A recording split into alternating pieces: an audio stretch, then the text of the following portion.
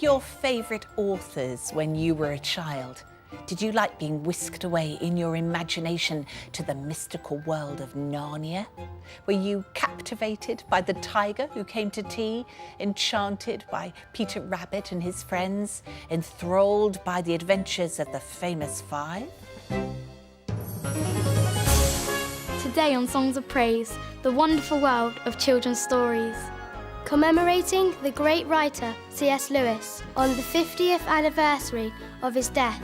Plus author Michael Morpurgo, some favourite hymns and a performance from our senior school choir of the year.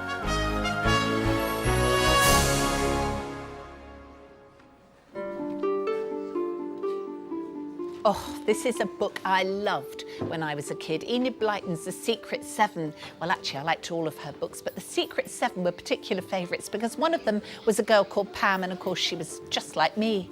But you know, being a bit of an animal lover, I can also remember a poem I especially liked then called Cats Sleep Anywhere, written by Eleanor Farjeon, who in fact wrote a lot of children's books, but perhaps is best known for writing the words of our first hymn today.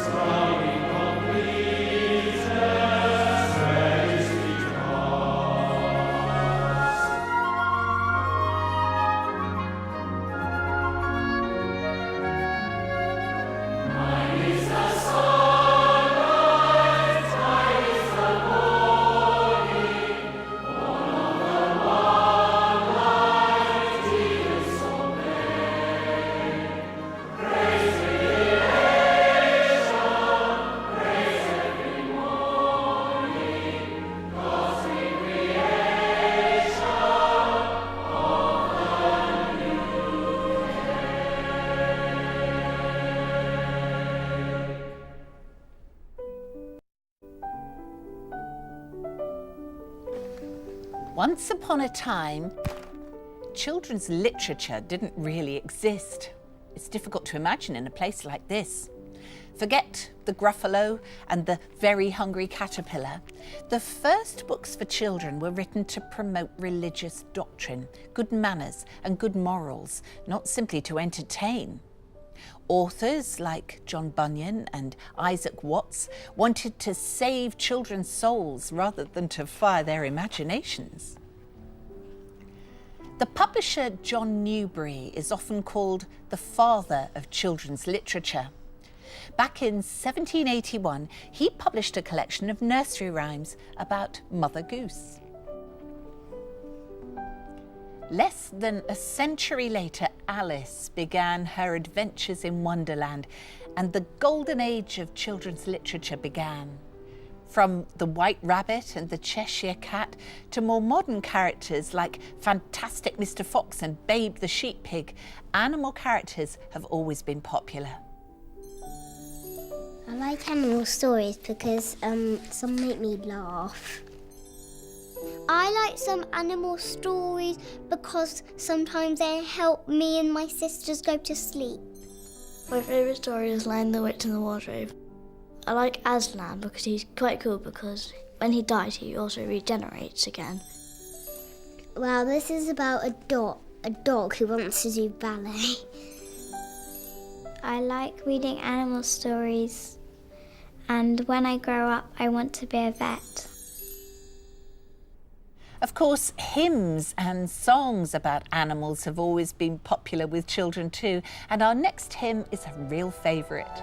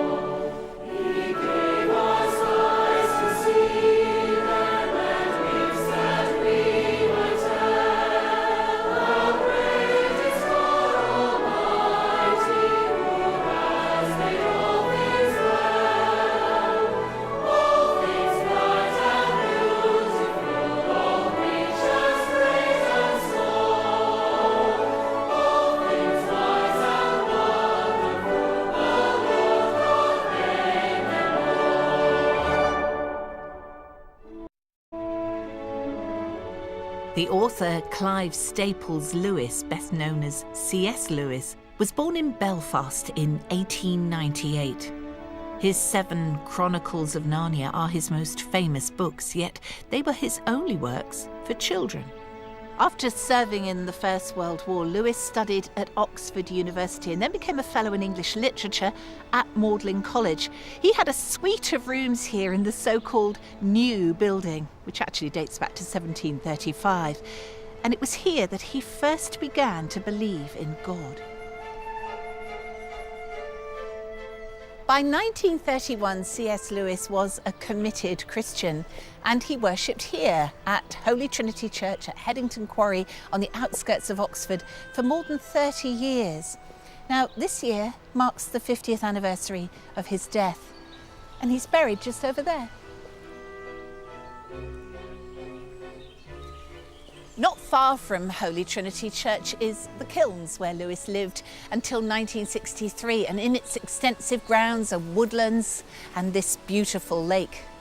It's not hard to see where he got his inspiration for the Chronicles of Narnia. Lewis saw writing fiction as a way of, in effect, opening up Christianity to a generation of people who otherwise might not have access to it at all. Narnia is both a great story, but a story that can be read at different levels. It's a story about children and a lion at one level, and at a deeper level it's about what's life all about. It's about Aslan, the great lion, as a figure of Christ. It's really about discovering not just the meaning of a story, but the meaning of life. And of course, Lewis wants his readers to know he made that discovery himself.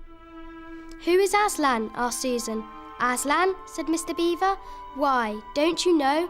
He's the king. He's the lord of the whole wood, but not often here. I think it's a great way to tell people about God through fantasy story, because it makes people want to read it and then gets people engaged. The reason why I love C.S. Lewis is because a lot of the books I read are about good versus evil, so it's the Narnians versus the White Witch and her army. Once you've read it, you understand what his metaphor is, Aslan being God and helping the children win the battle. Wrong will be right when Aslan comes in sight. At the sound of his roar, sorrows will be no more. When he bares his teeth, winter meets its death, and when he shakes his mane, we shall spring again. Lewis saw writing fiction as a way of, in effect, opening up Christianity to a generation of people who otherwise might not have access to it at all.